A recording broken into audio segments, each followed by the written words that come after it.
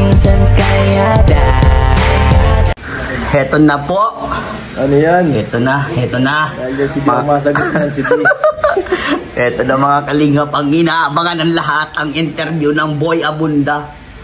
Ano siya ang ibis, oh. Oh, shout out, George Romeo. Ano lang, siya nasabi ng Boy Abunda daw ng kalingap. Ay, hindi na kalingap siya. Oh, kalingap siya pa din.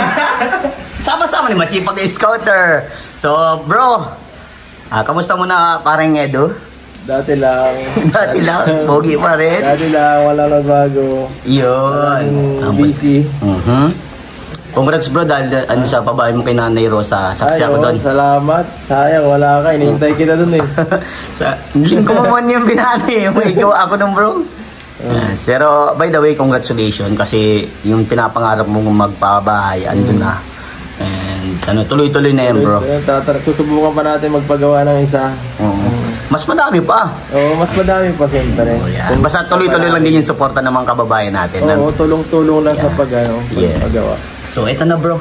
Dadako na tayo sa pinakamalulupit na tanong. Nakakatakot naman yun. Okay.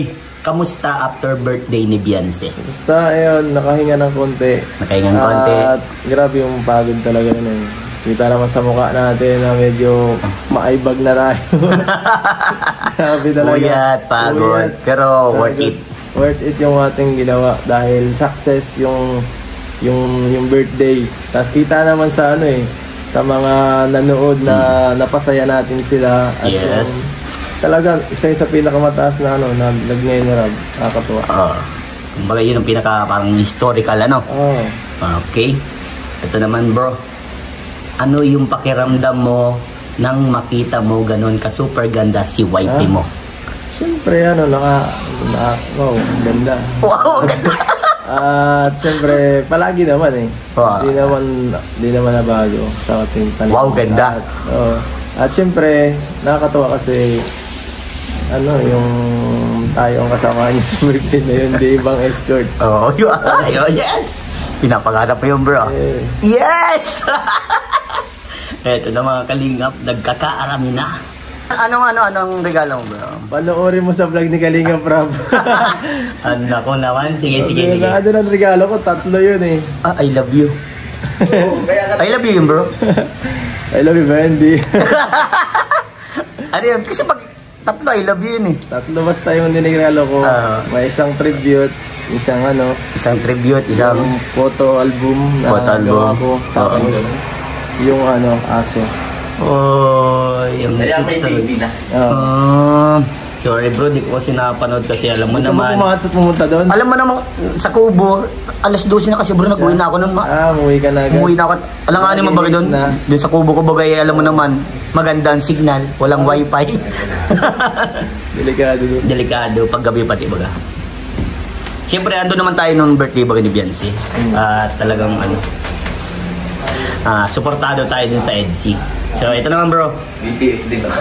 Kinilig ka ba nung makita mo na naka-gown si Beyonce? Kinilig na Palagi naman ako masaya eh. Pag nakikita siya. So, hindi na kailangan. Bakit kikilig? Hindi na kailangan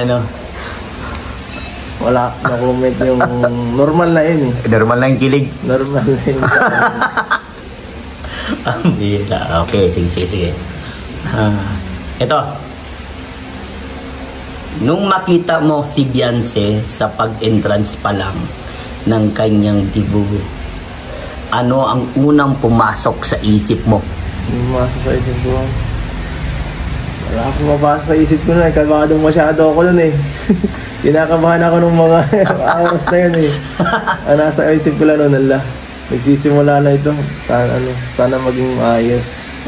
Sana hindi ako mag-choke habang yung parang kinakabahan. Kasi isa sa pinaka-engranded sa Kalingap na event eh. Sa kabuuan talaga. Wala na. Siguro, sino pa bang kay Carla, pwede. Pero isa talaga yung sa pinaka-engrande. Siguro yung kay Rachel, isa pa yung sa pinaka-engrande. Yes. Kay Rachel. So, ito. Yun ang mo, kaba. Sobrang kaba talaga. Kumakaba-kaba ang puso. Sobrang kaba. Sobrang kaba. Pero mahal, ano? Parang hindi kasi ano lang yun eh. Parang hindi lang dibo yung ano eh. Sobrang higit pa sa dibo ang nangyari. Na, Parang kasal na. Oo, parang hindi. Oo. Parang ano. Ibang event to eh. Kapag event pa ba to? Parang pang-birthday lang ba to? Tingin mo, kasal niya na yung bro. Parang hindi ako dapat magano dito. Dapat galingan ko ngayon. Wow. Talagang pinakita mo din yung best mo din bro. Ano? Ginalingan natin siyempre. Ito bro. Isang bulong nakikiligin ng EDSI fans. Yan. Anong bulong ngayon? Anong bulong mo bro? Anong bulong ngayon? Yung kikiligin ng EDSI fans. Wala ngayon bro. Naubos ng birthday. Naubos na ng birthday ang mga gawa. Siyempre, yung after birthday na yun. Pagkatapos ng Wala birthday. na eh. Pahinga muna nung simula ng birthday. Pahinga muna. Pahinga muna. Ano man yung sinabi mo sa kanya, yung ganun-ganun. Wala nang huli. Parang, wala naman ano. Pahinga muna sa ano, lahat. Sobrang pagod kasi. Wala muna ngayong ganap. Wala mo nang ganap. Pero sa inyong dalawa lang yung events yun. Okay. Sige. Private nyo yun eh. Eto bro, as a hobby ni Beyonce, ano yung hiniling mo para sa kanya? Siyempre may sinabi ka na doon. Kung nag-wish ka man doon, meron ka pang tinatago. Ano yung wish mo para sa kanya? Dati lang, maging ano, yun maging maging siyang grateful sa lahat ng bagay na tinatamasa niya. Wow. Kasi ito ay hindi pang habang buhay, itong kasikatan at yung yan lahat ng biyaya na tinatatanggap. Hanggang may may hangganan. Yes. Always is pasalamat sa ating Panginoon. Pasalamat sa may pakapal, sa mga taong tumulong sa iyo. Yes. Wala tayo dito, hindi natin alam kung anong nangyayari sa atin kung hindi tayo kung wala silang lahat. Alright. So ito bro, one word para kay Beyonce ngayong 18 na siya and explain.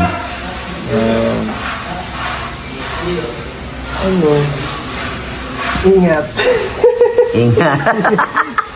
Kasi siyempre pag 18 ka na, mas marami ka ng mas marami ka ng responsibility, Yes, mas marami ka ng obligasyon. temptation.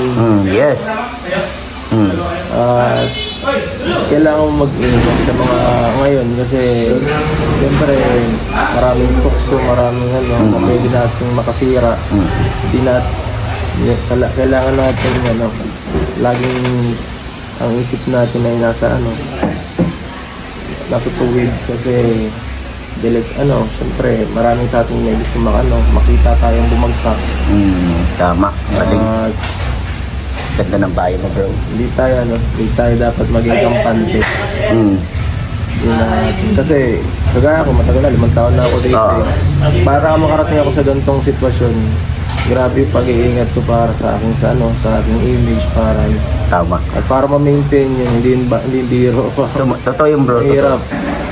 Tama yun. Believe ako sa iyo bro. Talagang napaka-humble mo.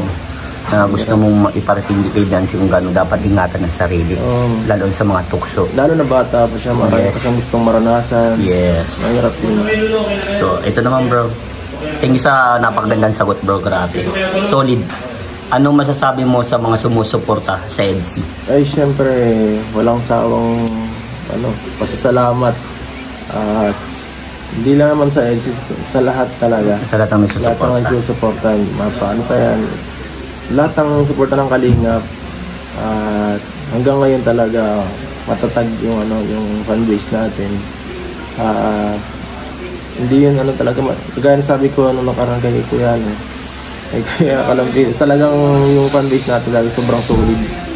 At talaga kung nasaan yung idol nila, hinahabol nila eh. Bihira yung ganong klaseng fanbase. Yes. Na tapos nag-i-stick pa talaga sila. So kung nasaan ka, habol-habol ka, talagang hindi sila basta-basta nawawala. Ang tagal nilang mga taon na nga eh, pero yung community ng Kalingap, hindi siya pabagsak eh, pataas pa eh.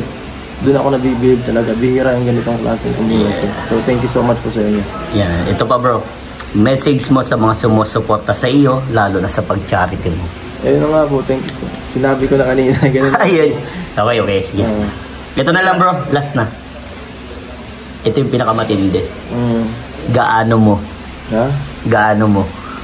Gaano na? Kalab si Beyonce. Panoorin mo yung vlog, guys. Panoorin mo yung vlog. Panoorin yung vlog? Panoorin mo yung last vlog. Panoorin Ay, grabe! Yung regalo ko, panoorin mo yung vlog ni JJ. Panoorin mo yung vlog ni Lolo. Ay, grabe! Yan po, ano yan, i-spread natin yung ano pa, yung ano dito yung viewers ha. Yes. Puntahan niyo yung vlog ni JJ. Yeah. Mayroon doon mga vlog. Grabe, naunahan na pala ako bro. Panoorin niyo yung vlog ni Lolo dun sa birthday. At panoorin niyo yung speech ko. Tapos sabihin niyo sa comment section dito kung anong ibig, kung paano, kung gaano kalab. Kung anong ibig sabihin nun. Grabe ka bro, napakasolid mo talaga. Iba talaga yung pagmamahal mo kay Beyonce bro, ramdam ko. Talagang solid mo magmahal bro. Siyempre pinagpapahalaga natin yung partner natin kasi siyempre isa siya sa part ng ating ano, ng bakit tayo rin lumakas. Kumbaga na bukod sa sumusuporta sa akin, siyempre may part din siya pala. Yung EDC community na ano, paruli na tama yung bro na lagi mong sa kanyang iparamdam, ipaalala kung gaano kahalaga yung iniingatan ng sarili. Tama, napakasolid mo bro, grabe. Panoorin po sa vlog ni JJ, ni Lolo, syempre yung Vincent din. No? Pagkatapos nun, sakayin kayo Kalingap Provincial speech ko, tapos bumalik kayo dito. Yan. At to comment. Comment nyo kung ano yung mga sinabi. Kung anong anong pakiramdam niyo sa mga ginawa kong lahat ng yan. Wow. So kumbaga, dito na natin malalaman kung talagang nanonood ang mga supporter. Yun. Thank you bro and God bless. Kalingap Edu, one of the best na nagpasaya, nagpakilig at talagang kinahangaan ng mga supporter. Yun. God bless sa'yo bro and patuloy lang.